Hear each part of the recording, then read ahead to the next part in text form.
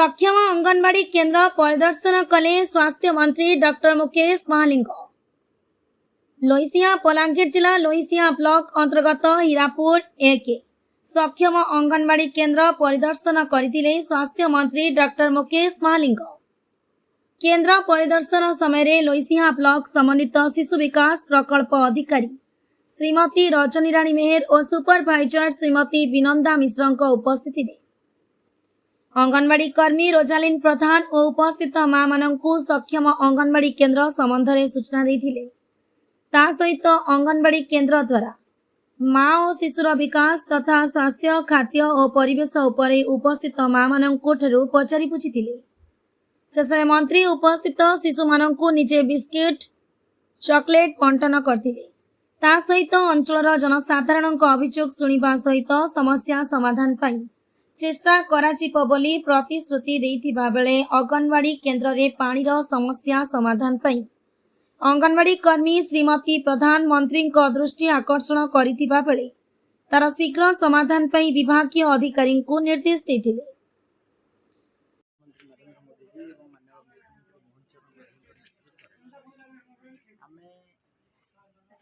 पिला मानकर स्वास्थ्य को बहुत गुरुत्व देछि एवं आगु हमर पोषण बाटिका कार्यक्रम माध्यम रे आमे सक्षम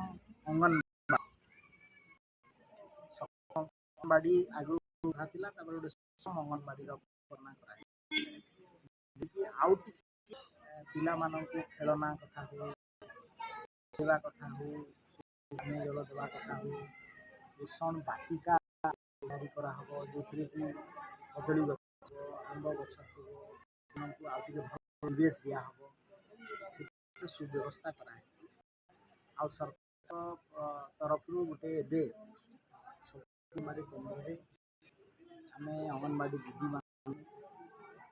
नुआ मोबाइल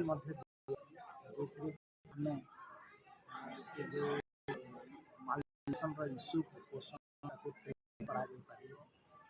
भाया खाद्य दि गया आगामी दिन में सुस्थ गठन करने विकसित भारत गठन करने आमर मान जो मैंने अंगनवाड़ी को आसको सुस्थ करवा